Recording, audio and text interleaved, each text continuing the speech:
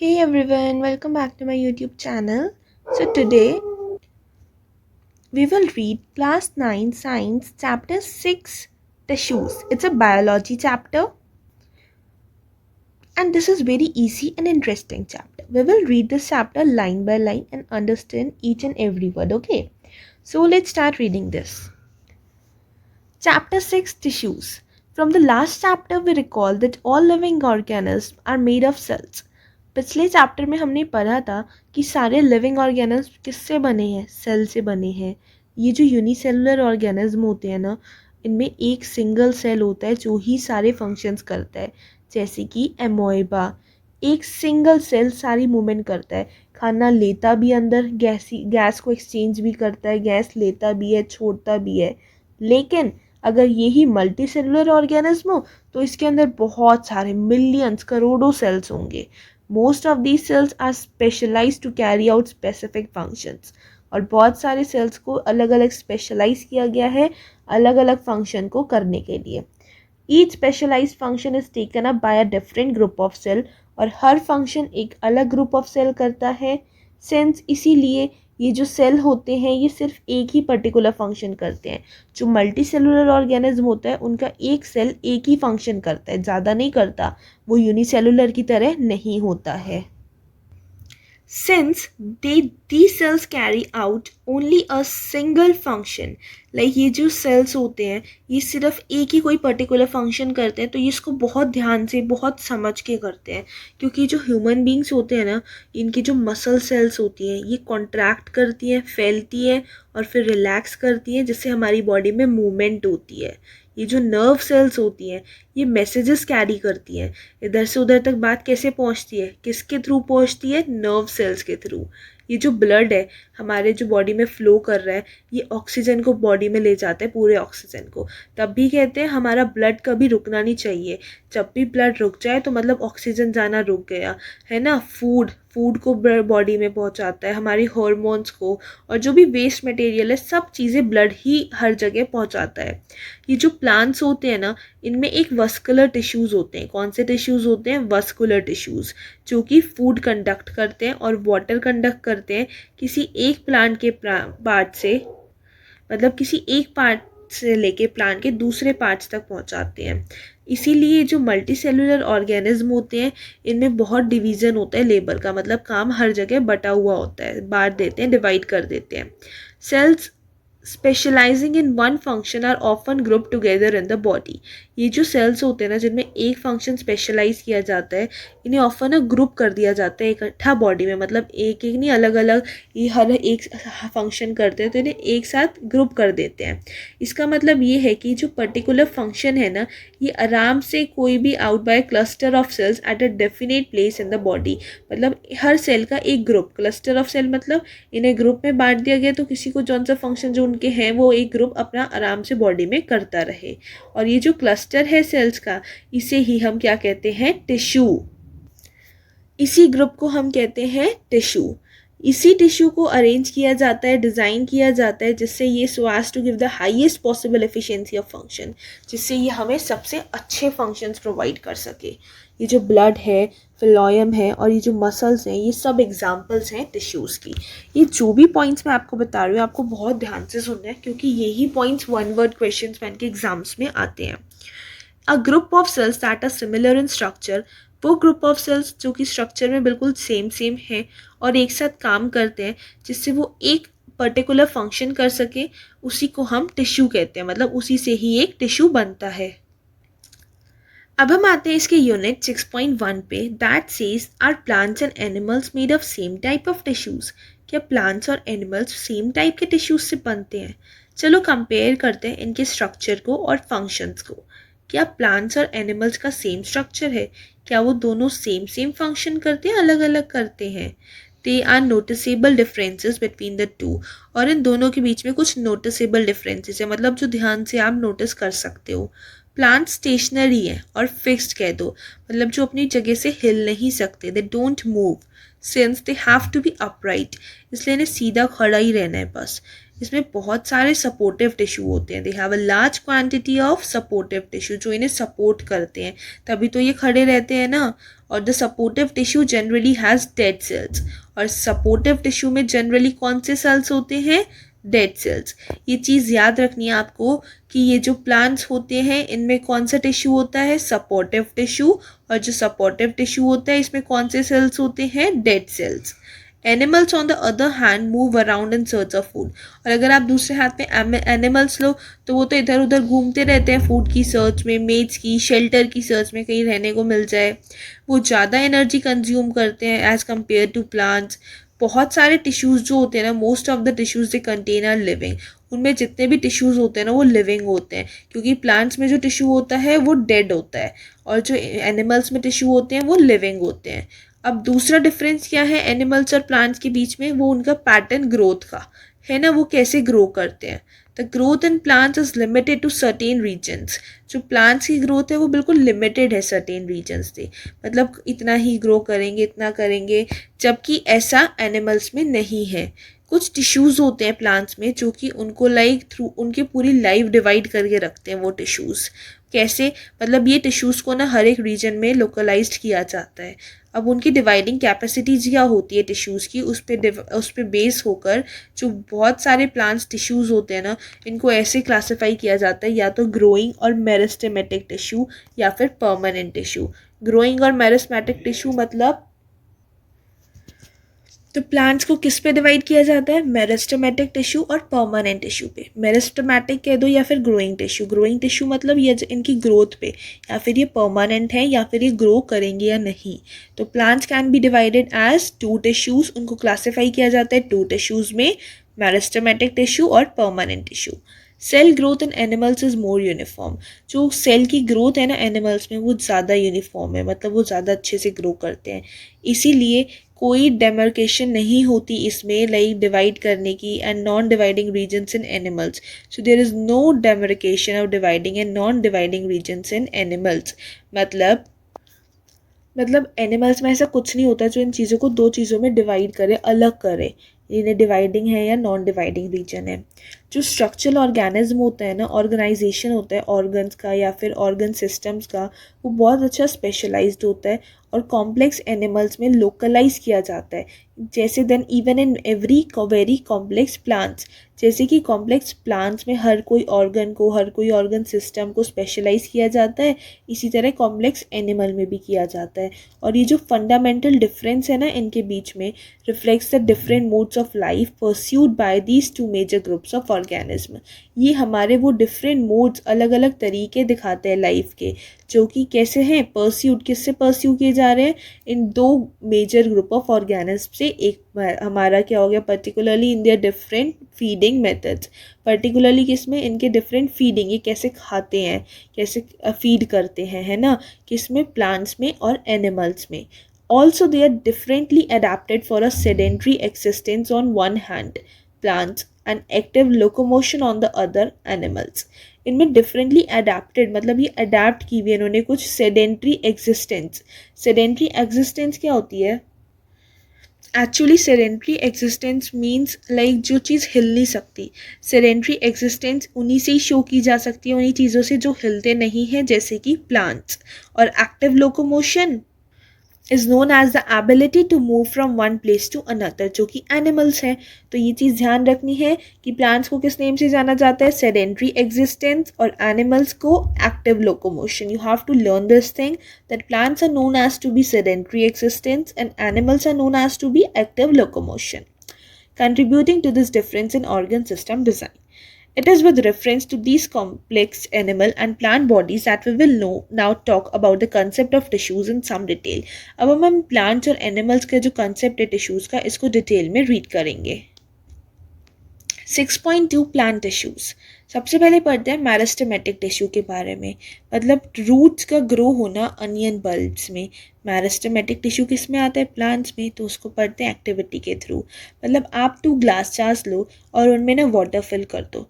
अब 2 अनियन के बल्ब्स लो, अनियन ले लो और एक को एक जार में रख दो और दूसरे को दूसरे में, जैसे आप अभी इस फिगर में देख ही रहे हो 6.1 में, ठीक है। अब क्या करना है आपको, measure the length of roots on day 1, 2 and 3। इनकी जो रूट्स दिख रही है ना, इनकी लेंथ को क्या करना है, मेज़र करना है। फर्स्ट डे मेज़र करो, सेकंड डे मेज़र करो, थर्ड डे मेज़र करो कि कोई डिफरेंस है या नहीं। ओके, जब फोर्थ डे आएगा तो इसकी जो रूट की टिप्स होंगी ना उनको कट कर देना। क्या कर देना? उन्हें कट कर देना। रूट टिप्स किसकी? अनियन बल्ब की, जार 2 में। मतलब कितनी कट करनी है? About 1 centimetre. और इसके बाद ये चीज़ ऑब्जर्व करना, जो ये रूट्स की ग्रोथ है ना ये दोनों जार्स में ऑब्जर्व करना और फिर इनकी लेंथ को मेज़र करना हर दिन, और 5 डेज और के लिए। और आप तब तक इसको ना रिकॉर्ड करते रहना इस टेबल में। पता है फिर क्या होगा इसमें ना? क्या होता है, ये जो ग्रोथ है ना प्लांट्स की तभी ऑकर होती है, सिर्फ कुछ कुछ सर्टेन स्पेसिफिक रीजन्स में ऑकर होती है, हर जगह ऑकर नहीं होती। ऐसा क्यों होता है? ये डिवाइडिंग टिश्यू की वजह से होता है, जिसे हम मेरिस्टेमेटिक टिश्यू भी कहते हैं। ये इनके पॉइंट्स में कहीं किसी किसी पॉइंट्स में लोकेटेड होता है। अब जो इनका रीजन होता है जहाँ ये मेरिस्टेमेटिक टिश्यू है ना, तो वहाँ पर ही सेम मेरिस्टेमेटिक टिश्यू को हम क्लासीफाई कर देते हैं। एपिकल नाम दे दिया, लेटरल नाम दे दिया और इंटरकैलरी नाम दे दिया। और फिर जो इनसे न्यू सेल प्रोड्यूस होता है, अब जहाँ पर भी देखो वो रीजन जहाँ पर ये होते हैं ना प्रेजेंट, वहाँ पर हम मेरिस्टेमेटिक टिश्यू को नेम दे देते हैं एपिकल, लेटरल और इंटरकैलरी। और फिर ये जो न्यू सेल्स होते हैं, ये जो प्रोड्यूस्ड होते हैं मेरिस्टम से, ये इनिशियली मतलब स्टार्टिंग से ही मेरिस्टम होते हैं कि ये अपने आप ही ग्रो करेंगे ही करेंगे। लेकिन जब ये ग्रो और मैच्योर करते हैं, जब बढ़ते हैं और थोड़ी सी मैच्योरिटी आती है इनमें, तो इनके जो कैरेक्टरिस्टिक्स हैं वो धीरे धीरे बदल जाते हैं और ये अलग हो जाते हैं, जैसे कि दूसरे टिश्यूज़ होते हैं उनकी तरह। अब ये एपिकल, इंटरकैलरी और लेटरल क्या होते हैं देखते हैं। देखो, अब ये जो एक लोकेशन है मेरिस्टेमेटिक टिश्यू की प्लांट बॉडी में, ये प्लांट है ना, तो अब ये जो सबसे ऊपर वाला पार्ट है ये तो होगा एपिकल। फिर ये बीच वाला ये वाला पार्ट इसका कहलाएगा इंटरकैलरी मेरिस्टम, और इन सबसे नीचे वाला पार्ट कहलाएगा लेटरल मेरिस्टम। ये लोकेशन है मेरिस्टेमेटिक टिश्यू की एक प्लांट की बॉडी में। ओके, अब ये जो एपिकल मेरिस्टम होता है ना, ये ग्रोइंग टिप पे होता है स्टेम या रूट्स की, जहाँ पे ग्रोइंग टिप है वहाँ पर। और ये क्या करता है? स्टेम और रूट की लेंथ को इंक्रीज करता है। The girth of the stem और root increases due to lateral meristem. और ये जो स्टेम है इसकी जो हाइट है, और ये कैसे बढ़ती कैसे है? लेटरल मेरिस्टम की वजह से। लेटरल मेरिस्टम की वजह से बढ़ती है, नीचे से ही तो ग्रोथ होगी ना। अब देखो सीधा मैंने इसको अगर ग्रो करा है, तो अब जैसे मैंने यहाँ इसको अगर ग्रो करा, ठीक है, तो ये यहाँ से सीधा ऐसे ग्रो हो जाएगा, तो ये नीचे से ही तो ग्रो होगा ना, तो तभी ये लेटरल मेरिस्टम की वजह से इसकी ग्रोथ होती है। जितना आप इसकी रूट्स में वाटर दोगे उतना ये ग्रो करेगा। रूट्स में वाटर नहीं दोगे यहीं तक रह जाएगा, तो ये एपिकल मेरिस्टम तक पहुँचेगा ही कैसे, है ना। तो intercalary meristem seen in some plants is located near the node. जो इंटरकैलरी मेरिस्टम है ये जो आप कुछ प्लांट्स में देखते हो तो ये कहाँ होती है? नोड के पास होती है, प्लांट्स की नोड के पास। और जो ये मेरिस्टेमेटिक टिश्यू है इसके सेल्स बहुत एक्टिव होते हैं, इनमें डेंस साइटोप्लाज्म होता है, बहुत अच्छा साइटोप्लाज्म होता है। साइटोप्लाज्म क्या होता है? You should know about that, हमने इसे चैप्टर 5 में रीड किया था कि ये एक न्यूक्लियस के अंदर का एक पार्ट होता है, उसमें ही साइटोप्लाज्म होता है। थिन सेलुलर वॉल्स होती हैं इसमें, बहुत अच्छी न्यूक्लिय होती है इसमें, मतलब बस इसमें वैक्यूल्स की कमी होती है। क्या हम ये चीज़ जान सकते हैं कि इसमें वैक्यूल्स की कमी क्यों होती है? इसके लिए ना आपको ये जो सेल्स का चैप्टर था फंडामेंटल यूनिट ऑफ सेल्स, आपको उस चैप्टर को पढ़ना चाहिए जिससे आप फंक्शंस पढ़ सको वैक्यूल्स के, और उसमें आपको ये चीज़ पता चल जाएगी। तो इसे रीड करो और ये इसका आंसर मुझे कमेंट में बताओ। Okay, now let's read permanent tissue. Cell को क्या होता है जब उसमें मतलब वो सेल अगर मेरिस्टेमेटिक टिश्यू से बनता है तो उस सेल में क्या होता है? They take up a specific role and lose the ability to divide. मतलब उसमें एक स्पेसिफिक रोल आ जाता है, उसमें ना वो एबिलिटी चली जाती है जिससे वो किसी चीज़ को डिवाइड कर सके। एज अ रिजल्ट आप देख सकते हो वो एक परमानेंट टिश्यू बन जाता है। मेरिस्टेमेटिक की जगह वो क्या बन जाता है? Permanent tissue. और ये प्रोसेस जो है एक परमानेंट शेप, साइज और फंक्शन लेने की, इसे हम डिफ्रेंशिएशन कहते हैं। डिफ्रेंशिएशन से क्या होता है? ये जो वेरियस टाइप्स के परमानेंट टिश्यूज़ है ना, इसकी डेवलपमेंट होती है। लाइक अब आप ये जो इमेज देख रहे हो सेक्शंस ऑफ अ स्टेम, इसमें आप एक एक सेक्शन देख सकते हो कि एपिडर्मिस क्या होता है, कॉलन कायमा क्या होता है, ये होती है कॉलन कायमा, ये होता है एपिडर्मिस। पैरन कायमा क्या होती है, फिलोयम क्या होती है, साइलम क्या होती है, वैस्कुलर बंडल क्या होता है। ये सब बहुत इंपॉर्टेंट थिंग्स हैं जो आपको पता होनी चाहिए। ओके, सिंपल परमानेंट टिश्यू, बहुत सा कुछ लेयर्स होती है ना जो सेल की, जो एपिडर्मिस के नीचे होती हैं, उन्हें क्या कहते हैं, are generally simple permanent tissue. वो लेयर जो एपिडर्मिस के नीचे होती है, वो लेयर जो एपिडर्मिस के नीचे होती है, उस लेयर को क्या कहा जाता है, जो एपिडर्मिस के नीचे आ रही है वो हमारा सिंपल परमानेंट टिश्यू होता है। कौन सा टिश्यू होता है, परमानेंट टिश्यू। ओके, पैरेन्काइमा बहुत कॉमन सिंपल परमानेंट टिश्यू है। पैरेन्काइमा कौन सा टिश्यू है, सिंपल परमानेंट टिश्यू। इसमें बहुत सारे अनस्पेशलाइज सेल हैं जिनकी बहुत पतली पतली वॉल्स हैं, सेल वॉल। वो कौन से सेल हैं, लिविंग सेल हैं, और ये बहुत यूजुअली लूजली अरेंज्ड होते हैं, लूज होते हैं एक दूसरे के। दस लार्ज स्पेसेस बिटवीन सेल्स, और इनके बीच में बहुत लार्ज स्पेसेस होती हैं। आप कह सकते हो इंटरसेलुलर स्पेसेस इन टिश्यूज़ में पाई जाती है। इस टिश्यू में जनरली क्या होता है, फूड स्टोर किया जाता है। कौन से टिश्यू में, पैरेन्काइमा। कौन से टिश्यू में फूड स्टोर करते हैं, पैरेन्काइमा टिश्यू में। ठीक है, बहुत ध्यान से समझना इन चीज़ों को। कुछ सिचुएशन में क्या होता है, इसमें क्लोरोफिल होती है और ये फोटोसिंथेसिस की प्रोसेस करता है, और जब ये ऐसा काम करता है तो हम इसे क्लोरेन्काइमा कहते हैं। कुछ सिचुएशन में जब इसमें क्लोरोफिल आ जाती है और ये फोटोसिंथेसिस की प्रोसेस करता है तो हम इसको तब क्लोरेन्काइमा कहते हैं।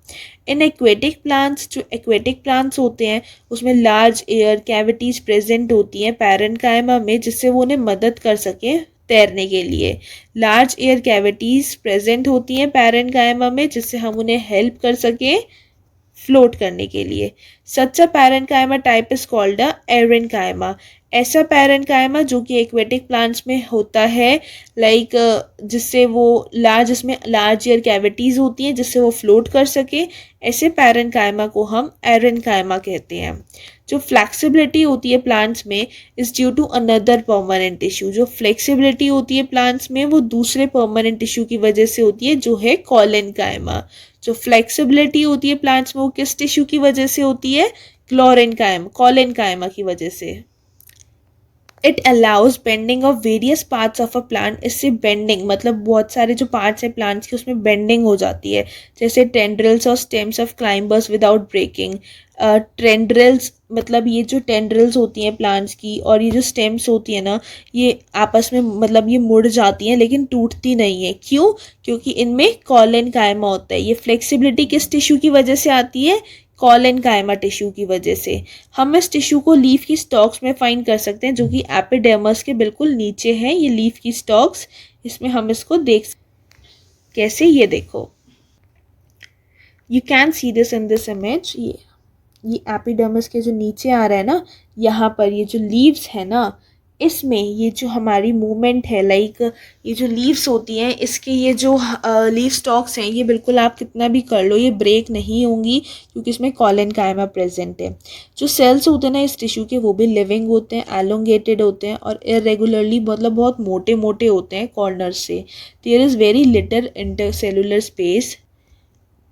इनके बीच में बहुत कम इंटरसेलुलर स्पेस होती है। वो कैसे, देखो, ये जैसे ये दिख रहा है, ये जो इसके बीच में वाइट वाइट कलर का दिख रहा है ना, ये इंटरसेलुलर स्पेस है। इतनी सी इंटरसेलुलर स्पेस, बस देखो यही होती है इंटरसेलुलर स्पेस इनके बीच में, और नहीं होती, बहुत कम है ना ये तो। ये वेरियस टाइप्स के सिंपल टिश्यूज़ हैं। पैरेन्काइमा है, ए वाला पैरेन्काइमा है, ये वाला पैरेन्काइमा, ये वाला है कॉलेनकाइमा, ये वाला है स्क्लेरेन्काइमा, और ये वाला है transverse section. And the fifth one is like ये जो इसका मतलब ये जो सी वाला है ये क्लोरेन्काइमा है, सॉरी स्क्लेरेन्काइमा, और इसका ये जो फर्स्ट वाला है स्क्लेरेन्काइमा के, इसको हमने कह रखा है ट्रांसवर्स सेक्शन, और इसको कह रखा है हमने लॉन्गिट्यूडनल सेक्शन। ओके, इनके नेम्स हैं। Yet another type of permanent tissue. अब आता है दूसरा type of permanent tissue, sclerenchyma. ये एक वैसा टिश्यू है जो कि प्लांट को हार्ड बनाता है, स्टिफ बना देता है, hard. We have seen the husk of a coconut. हमने कोकोनट का हस्क तो देखा है ना, बाहर का वो पार्ट, वो स्क्लेरन किससे बनता है, स्क्लेरन केमोटस से, टिश्यू से। जो ये कोकोनट का बाहर का हस्क होता है, ये किससे बनता है, it is made of sclerenchymatous tissue. Sclerenchymatous tissue.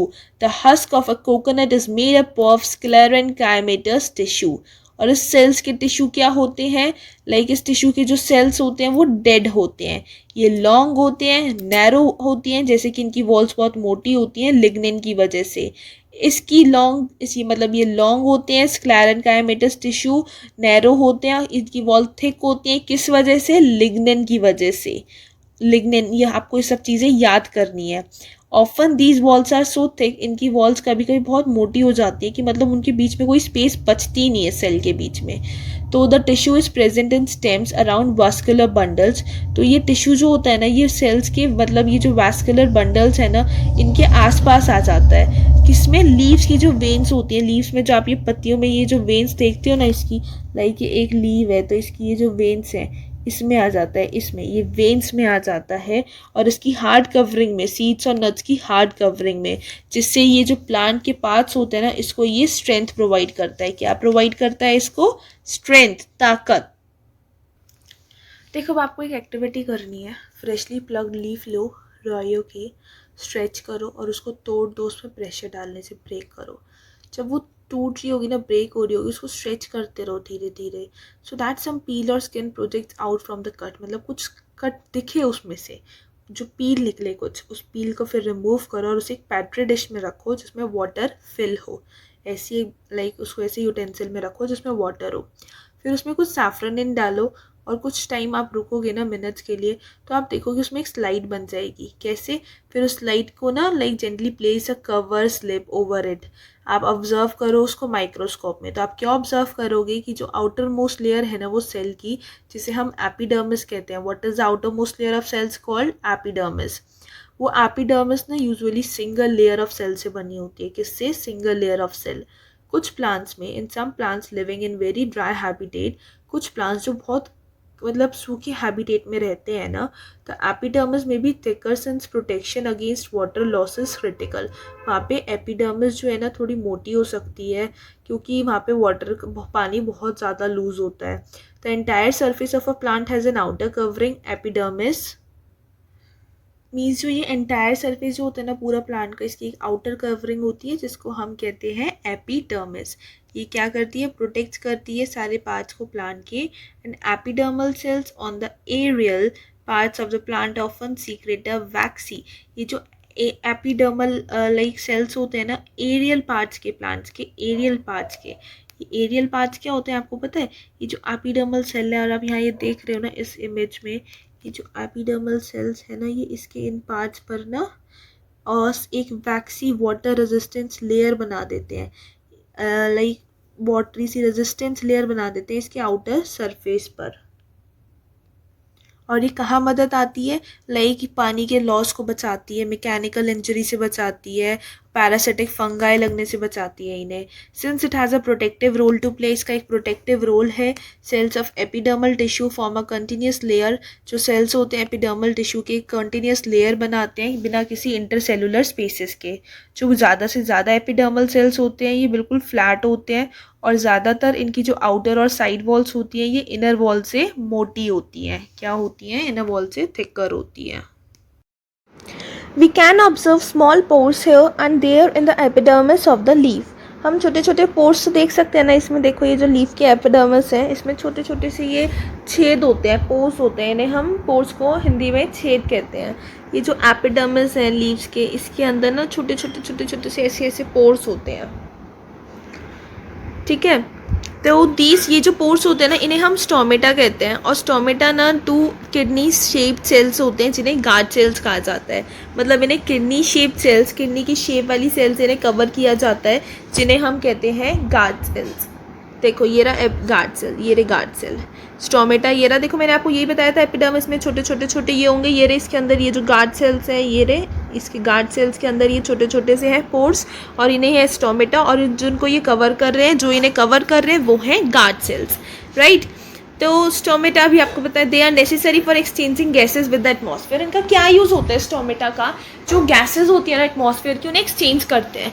कभी ऑक्सीजन अंदर लेना, फिर कार्बन डाइऑक्साइड लीव करना, एक्सेल इनहेल करना, ये सब जो चेंजेस होते हैं ना ये स्टोमेटा ही करते हैं।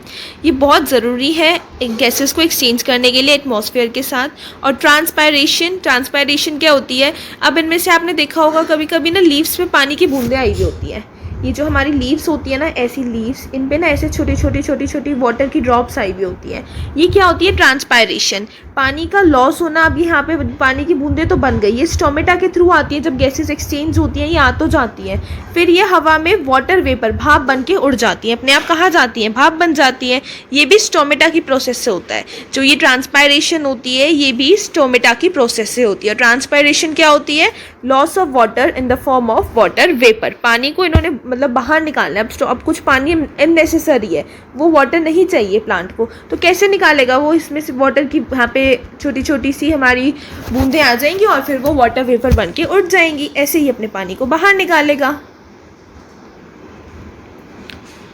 Recall which gas is required for photosynthesis. याद करो कि फोटोसिंथेसिस के लिए कौन सी गैस यूज़ करते हैं हम? ऑक्सीजन या कार्बन डाइऑक्साइड? रिकॉल करो फटाफट।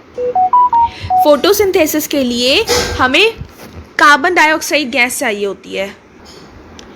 प्लांट्स कार्बन डाइऑक्साइड अंदर लेते हैं और तभी तो ऑक्सीजन देते हैं ना हमें। अच्छा, ट्रांसपायरेशन का रूल क्या होता है प्लांट्स में? ये आपको फाइंड करना है, ठीक है? अभी चैप्टर पढ़ लें फिर हम इसको भी फाइंड करेंगे। अब जो एपिडर्मल सेल्स होते हैं रूट्स के, जिनका फंक्शन है वाटर को एब्जॉर्ब करना, commonly bear long hair like parts that greatly increase the total absorptive surface area. Commonly कौन से? Bear long hair like parts, like जिनके पार्ट्स के हेयर बहुत लॉन्ग होते हैं, सिर वाले हेयर नहीं, हेड वाले हेयर नहीं, जो उनके अलग से जो प्लांट्स की रूट्स होती हैं वो बहुत लॉन्ग होती हैं और ग्रेटली वो क्या करती हैं? एब्जॉर्प्टिव, उनका जो एब्जॉर्प्शन का एरिया है जिससे वो ज़्यादा एब्जॉर्ब कर सकें, उस एरिया को इंक्रीज़ करती हैं। कुछ प्लांट्स जैसे कि डेजर्ट के जो प्लांट्स होते हैं उनमें एपिडर्मिस की एक थिक मोटी वैक्स कोटिंग होती है। किसकी? कटिन की, क्योटिन की। एक क्योटिन एक केमिकल सब्सटेंस होता है जिसकी वाटरप्रूफ क्वालिटी होती है। तो जो एपिडर्मिस, जिनकी थिक, मतलब जो डेजर्ट प्लांट्स हैं उनके एपिडर्मिक्स की एक थिक वैक्सी कोटिंग होती है, cutin on it's other surface, outer surface. क्या हमें पता है ऐसा क्यों होता है? देखो, is the outer layer of a branch of a tree different from the outer layer of a young stem? कोई ब्रांच, मतलब ट्री की किसी ब्रांच की जो आउटर लेयर है, क्या वो किसी यंग स्टेम की ब्रांच की लेयर से अलग होगी?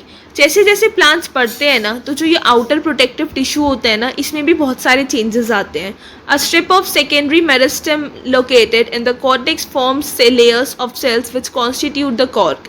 ये जो स्ट्रिप होती है ना सेकेंडरी मेरिस्टेम टिश्यू की, ये जो कॉर्टेक्स की फॉर्म में लोकेटेड होती है, कॉर्टेक्स की फॉर्म में लोकेटेड होती है, कॉर्टेक्स फॉर्म लेयर बनाती है एक सेल की, जिससे ये जो कॉर्क है ना, कॉर्क को इकट्ठा करते हैं, कॉन्स्टिट्यूट करते हैं।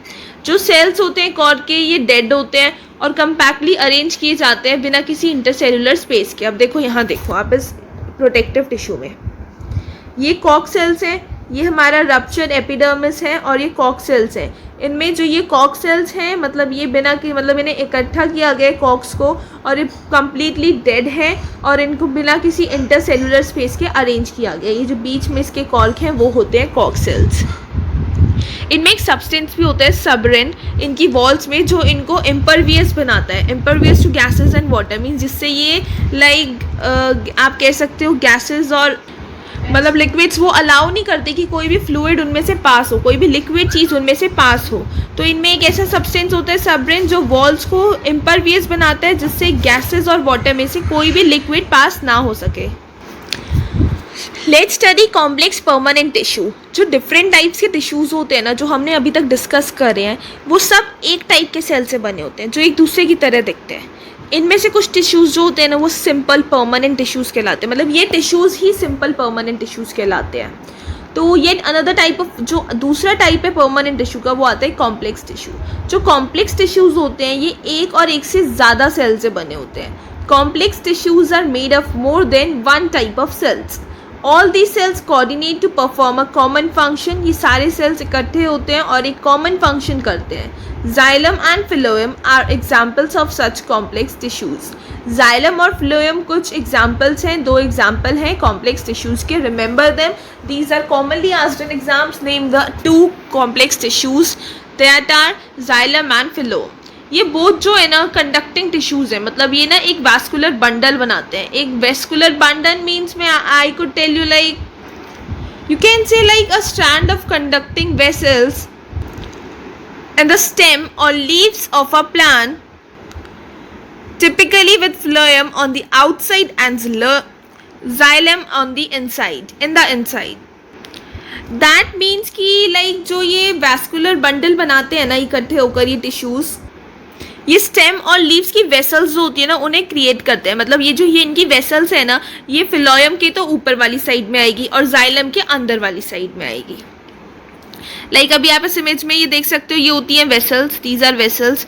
ये xylem, this is xylem parenchyma. देखो ये वेसल है, ये जो है इसके फिलोयम की तो अंदर वाली साइड में आती है और जाइलम के फिलोयम की बाहर वाली साइड में और जाइलम की अंदर वाली साइड में. अब जब हम इनके बारे में डिटेल में पढ़ेंगे ना तो ये एक एक चीज़ बहुत अच्छे से क्लियर होगी. वैस्कुलर टिश्यू, वैस्कुलर टिश्यू एक डिस्टिंक्टिव फीचर है कॉम्प्लेक्स प्लांट्स का, एक डिस्टिंक्टिव फीचर है कॉम्प्लेक्स प्लांट्स का. What is the distinctive feature of complex plants? Vascular tissue. Remember this, one that has made possible their survival in the terrestrial environment. एक ऐसा tissue है ये जिसने मतलब अपने आप को, अपना सर्वाइवल पॉसिबल करा है. प्लांट्स का वैसा टिश्यू जो इस मतलब टेरेस्ट्रियल एनवायरनमेंट में रह रहा है जिसमें पॉल्यूशन ही पॉल्यूशन है. जैसे आपने 6.3 फिगर देखी है, which one is 6.3 figure, let's find it out. This is the 6.3 figure और वो कह रहे हैं कि like have you seen 6.3 figure. इसमें जो स्टेम का सेक्शन है, अब ये जो स्टेम कहाँ है, स्टेम का सेक्शन जो है इसमें, उसमें आप एक वैस्कुलर बंडल देख सकते हो. ऑफ कोर्स देख सकते हैं, ये रहा हमारा स्टेम का सेक्शन और ये रहा इसमें वैस्कुलर बंडल. ये आ रहा है ना, ये रहा देखो वैस्कुलर बंडल. और ये वैस्कुलर बंडल जाइलम के लाइक वैस्कुलर बंडल जो है ये जाइलम है, ये उसकी साइड में आ रहा है. देखो वेसल्स होंगी यहाँ पर और यहाँ पे पैरेन्काइमा, कोलेनकाइमा, एपिडर्मिस, क्यूटिकल, फिलोयम, ये सब हम रीड कर चुके हैं ऑलरेडी, है ना. तो अब चलते हैं आगे, ये चीज़ हमने देख ली. Xylem consists of tracheids, vessels, xylem, parenchyma and xylem fibres. ये जो जाइलम होता है ना इसमें बहुत कुछ होता है, अभी तो पढ़ा क्या क्या होता है. इसमें ट्रैचेड्स होते हैं, वेसल्स होते हैं, जाइलम पेरेन्काइमा होता है और जाइलम फाइबर्स होता है. ट्रैचेड्स और वेसल्स क्या होते हैं, ये ना इनकी ना थिक वॉल्स होती हैं और इनमें जो बहुत सारे सेल्स होते हैं ना ये ज़्यादातर डेड सेल्स होते हैं. और जब ये मैच्योर हो जाते हैं ना तो ये सेल्स क्या हो जाते हैं, डेड हो जाते हैं. ठीक है. तो ट्रैचेड्स और वेसल्स ना ट्यूबुलर स्ट्रक्चर्स होते हैं, ट्यूब टाइप स्ट्रक्चर्स होते हैं और ये क्या करते हैं, these allows them to transport water and minerals. Particularly ये अलाउ करते हैं कि ये पानी मतलब ये जाइलम ना वाटर और मिनरल्स को ट्रांसपोर्ट कर सके. पैरेन्काइमा फूड को स्टोर करता है. जाइलम फाइबर्स मेनली एक सपोर्टिव हैं, बहुत ज़्यादा सपोर्टिव होते हैं इस फंक्शन में.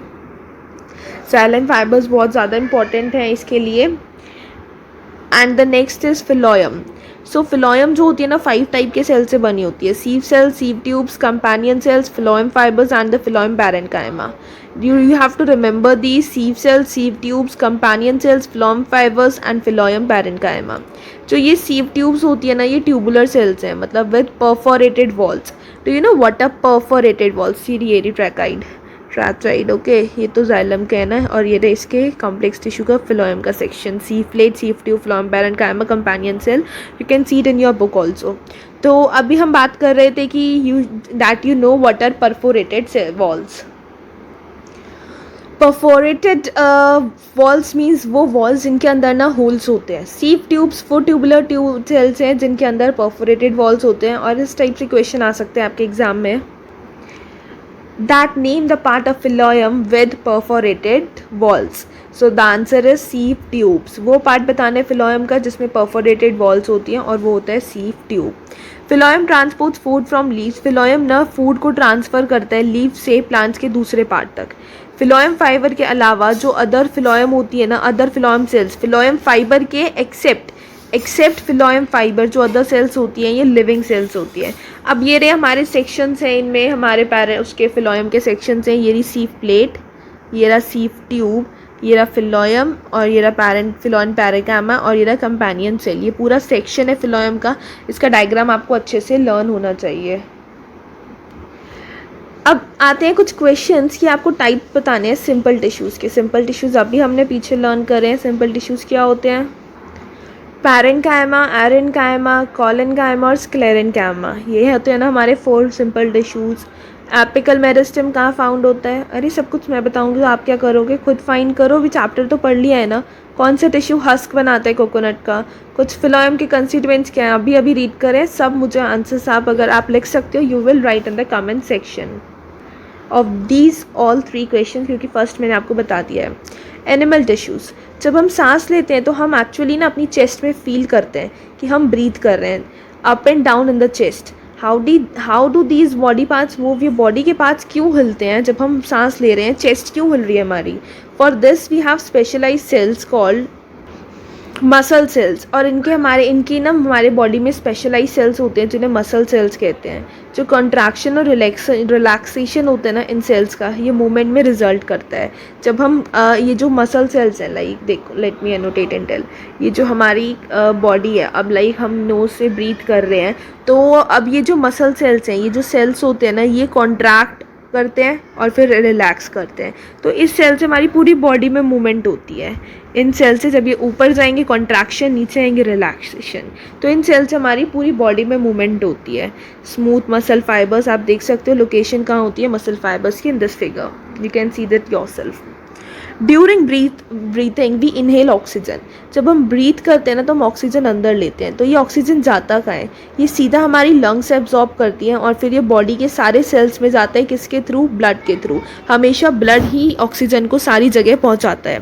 अब हमारे सेल्स को ऑक्सीजन क्यों चाहिए, जो ये माइटोकॉन्ड्रिया का फंक्शन होता है ना, जो हमने पहले पढ़ा था, तो वो इस क्वेश्चन को एक क्लू देता है। ये माइटोकॉन्ड्रिया के फंक्शंस की वजह से होता है। ब्लड फ्लो करता है और बहुत सारे सब्सटेंसेस कैरी करता है बॉडी के एक पार्ट से दूसरे पार्ट तक।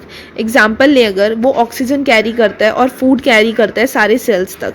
वो वेस्ट कलेक्ट करता है बॉडी के सारे पार्ट से और फिर उसको कैरी करके लिवर तक ले जाता है, किडनी में ले जाता है, जिससे वहाँ पे वो डिस्पोज हो जाए। ब्लड और मसल्स, ये 2 एग्जाम्पल्स होती हैं टिश्यूज़ के जो हमारी बॉडी में पाए जाते हैं। Blood and muscles are both example of tissues found in our body. Give any 2 example of tissues found in our body. These are blood and muscles. On the basis of the functions they perform, we can think of different types of animal tissues. ये जितने भी functions करते हैं ना हमारी body में, इससे हम अलग अलग टाइप्स के एनिमल टिश्यूज़ के बारे में समझ सकते हैं। On the basis and functions के बेसिस पे, on the basis of the functions they perform, we can think of different types of animal tissues, जैसे कि epithetical tissue, epithelial tissue, connective tissue, muscular tissue और nervous tissue. Blood एक type का connective tissue है और muscle क्या है, muscular tissue. Epithelial tissue, the covering और प्रोटेक्टिव टिश्यूज़, जो एनिमल की बॉडी में कवरिंग और प्रोटेक्टिव टिश्यूज़ होते हैं, इन्हें एपिथेलियल टिश्यूज़ कहते हैं। It can come in exam, what are the covering और protective tissues in the animal body known as epithelial tissues. जो एपिथेलियम होता है ना, ये ऑर्गन्स और कैविटीज़, जो बॉडी के अंदर ऑर्गन्स और कैविटीज़ है ना, इनको कवर करता है।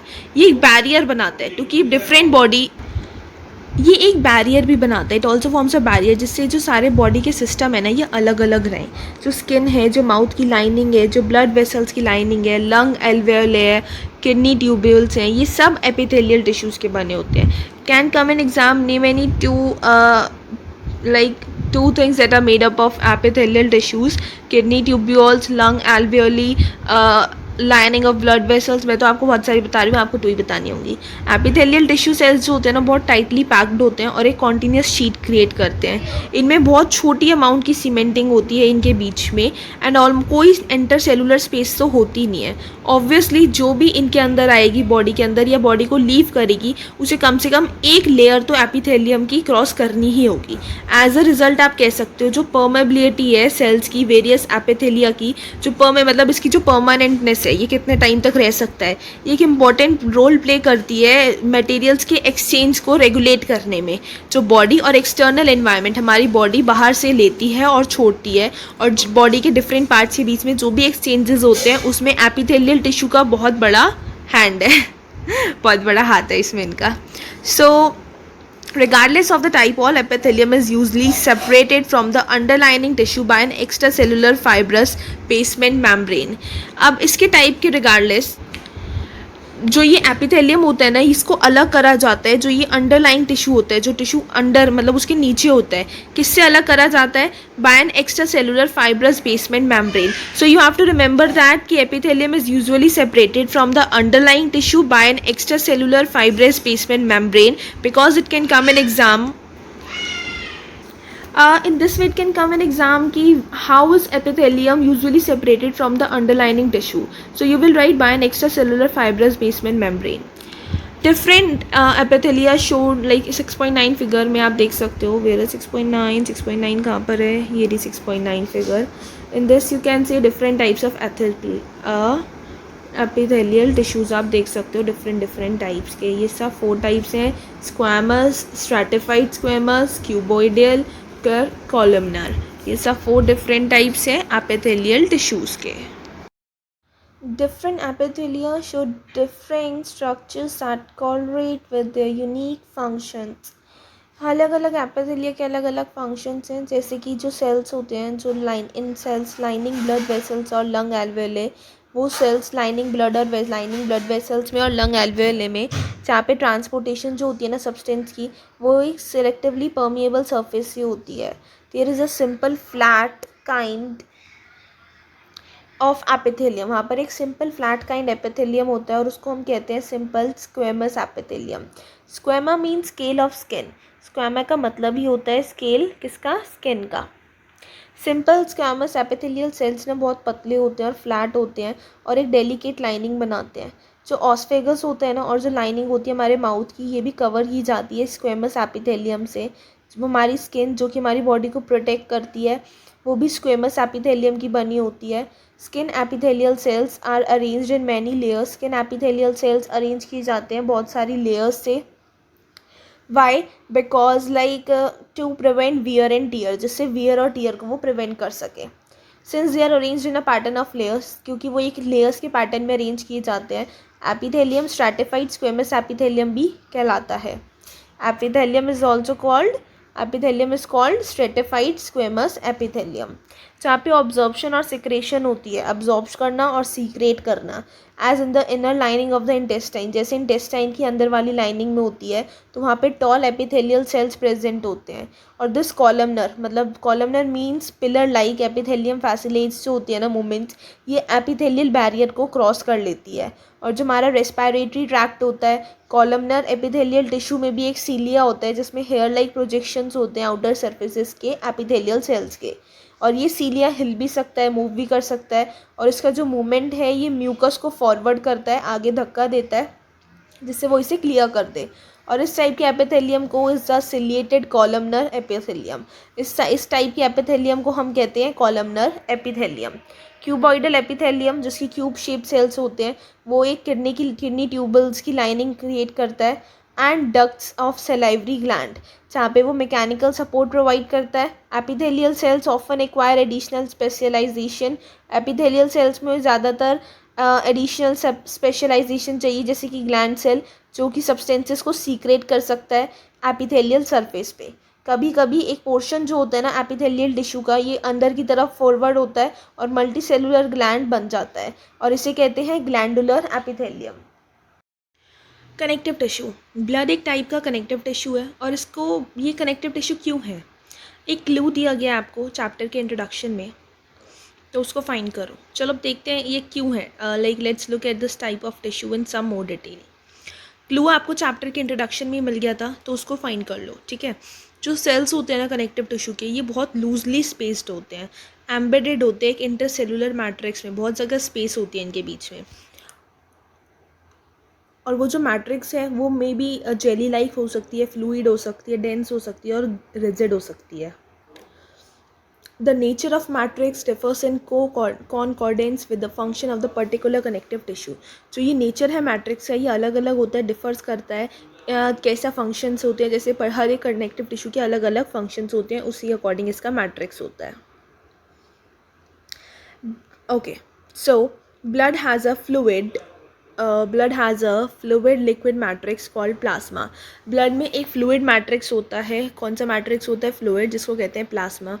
जिसमें रेड ब्लड कॉर्पसल्स RBCs और वाइट ब्लड कॉर्पसल्स WBCs और प्लेटलेट्स सस्पेंडेड होती है, मतलब नहीं होती इसमें. जो प्लाज्मा होता है ना, उसमें प्रोटीन्स होते हैं, सॉल्ट्स होते हैं, हार्मोन्स होते हैं. ब्लड फ्लो करता है और गैसेस, डाइजेस्टेड फूड, हार्मोन्स और वेस्ट मटेरियल्स को बॉडी के डिफरेंट पार्ट्स तक ट्रांसपोर्ट करता है. बोन एक दूसरा एग्जांपल है कनेक्टिव टिश्यू का. ये हमारा it forms the framework that supports the body. ये एक ऐसा फ्रेमवर्क बनाती है जिससे बॉडी को सपोर्ट मिलता है। It also anchors the muscles and supports the main organs of the body. ये मसल्स को भी एंकर खोलती है और मेन ऑर्गन्स जो होते हैं ना बॉडी के, उन्हें सपोर्ट करती है। ये एक स्ट्रॉन्ग और नॉन फ्लैक्सिबल टिश्यू है। तो इसके एडवांटेज क्या होंगी, अपने आप सर्च करो। बोन सेल्स एम्बेडेड एक हार्ड मैट्रिक्स में होती हैं जो कि कैल्शियम और फॉस्फोरस कंपाउंड से बनी होती हैं। Two bones can be connected to each other. दो बोन्स एक दूसरे से कनेक्ट हो सकती हैं एक दूसरे टाइप के कनेक्टिव टिश्यू से, जिसे लिगामेंट कहते हैं। ये टिश्यू बहुत इलास्टिक होता है, इसमें कंसिडरेबल स्ट्रेंथ होती है। लिगामेंट्स में बहुत छोटा मैट्रिक्स होता है और बोन्स को कनेक्ट करता है बोन से।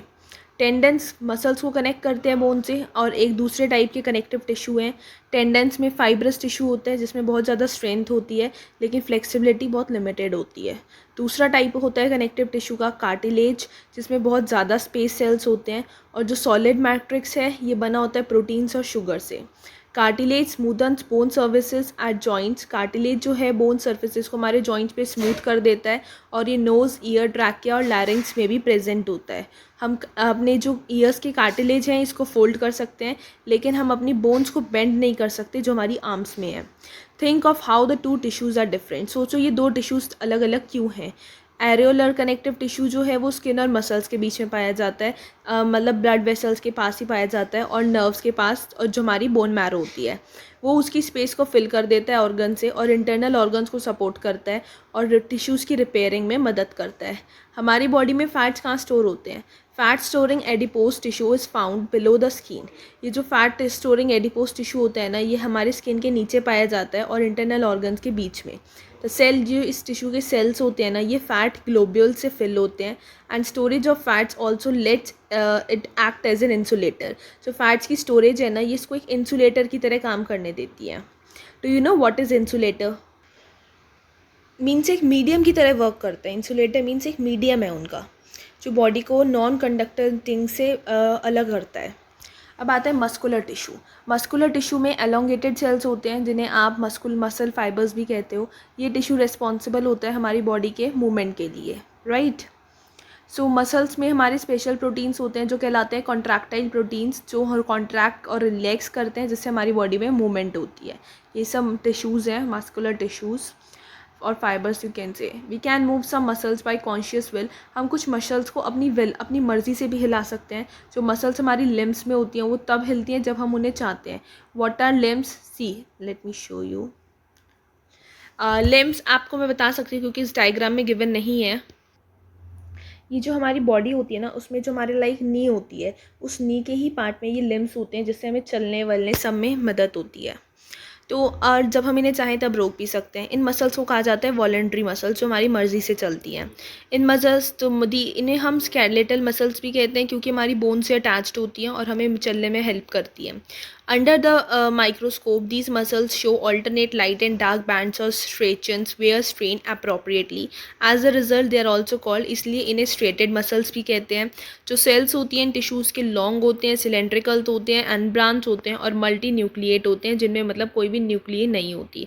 जो मूवमेंट होती है फूड की एलिमेंट्री कनाल में और फिर जो कॉन्ट्रैक्शन और रिलैक्सेशन होती है ब्लड की, वेसल्स की, वो इनवॉलंटरी मूवमेंट्स होती हैं और हम we can not really start with them और stop them simply by wanting to do so. और जब हमारा मन करा तब स्टॉप कर दिया, स्टार्ट कर दिया, ऐसे हम नहीं कर सकते। स्मूथ मसल्स या फिर इनवॉलंटरी मसल्स कंट्रोल करती हैं ऐसी मूवमेंट्स और ये हमारे आई के एरिस में भी पाई जाती हैं, इन यूरेटर्स और हमारे लंग्स की ब्रोंकाई में। जो सेल्स होते हैं ना, इनके बहुत पॉइंटेड एंड्स होते हैं और uninucleate having a single nucleus means uninucleate होते हैं जिसमें सिर्फ एक सिंगल न्यूक्लियस हो और इन्हें हम अनस्ट्रिएटेड मसल्स भी कहते हैं। और इन्हें हम ऐसा क्यों कहते हैं? क्योंकि जो मसल्स होती है ना हार्ट की, ये रिदमिक कॉन्ट्रैक्शन और रिलैक्सेशन दिखाती है। रिदमिक मीन्स कॉन्टीन्यूसली करती रहती हैं, ये पूरी लाइफ में करेंगी। अगर ये रुक गई तो आपकी लाइफ ख़त्म। ये जो इनवॉलेंट्री मसल्स हैं ना, इन्हें कार्डियक मसल्स कहते हैं। और हार्ट मसल सेल्स सिलेंड्रिकल होती हैं, ब्रांच्ड होती हैं और यूनी न्यूक्लिएट होती हैं। अब आते हैं नर्वस टिश्यू। सारे सेल में ये एबिलिटी होती है कि वो स्टिमुलाई को रिस्पॉन्ड कर सके। स्टिमुलाई क्या होती है आपको पता है? स्टिमुलाई हमारी बॉडी में ये एक ऐसा पार्ट होता है जिससे हमें रिप्लाई करना होता है, जिससे वो हमारी बॉडी में सारे रिएक्शंस दे। हाउएवर जो सेल्स होते हैं नर्वस टिश्यू के, ये हाईली स्पेशलाइज्ड होते हैं स्टिमुलेटेड होने के लिए and these then transmitting the stimulus very rapidly, इसलिए स्टिमुलस को बहुत जल्दी जल्दी ट्रांसमिट करते हैं एक जगह से दूसरी प्लेस तक बॉडी के अंदर। जो ब्रेन होता है, स्पाइनल कॉर्ड होती है और जो नर्व्स होते हैं, ये सब किसके बने होते हैं? नर्वस टिश्यू के। जो सेल्स होते हैं इस टिश्यू के, उन्हें नर्व सेल्स कहते हैं और न्यूरॉन्स कहते हैं। एक न्यूरॉन में एक सेल बॉडी, जो न्यूरॉन होता है ना, इसमें एक सेल बॉडी होती है एक न्यूक्लियस के साथ और साइटोप्लाज्म के साथ, from which long thin hair like parts arise. Usually हर न्यूरॉन में एक सिंगल लॉन्ग पार्ट प्रोसेस होती है जिसे हम एक्सन कहते हैं, और बहुत सारी शॉर्ट ब्रांच पार्ट्स होते हैं, पार्ट प्रोसेसेस कॉल्ड डेंड्राइट्स, जिन्हें हम डेंड्राइट्स कहते हैं। एक इंडिविजुअल नर्व सेल में बहुत मतलब 1 मीटर लॉन्ग होता है वो, और बहुत सारी नर्व फाइबर्स इकट्ठी होती हैं जिससे कनेक्टिव टिश्यू फॉर्म होता है और वो फिर एक नर्व क्रिएट करती हैं। वो सिग्नल की like that passes along the nerve fibre, जो वो सिग्नल जो नर्व फाइबर के अलॉन्ग पास करता है उसे नर्व इम्पल्स कहते हैं।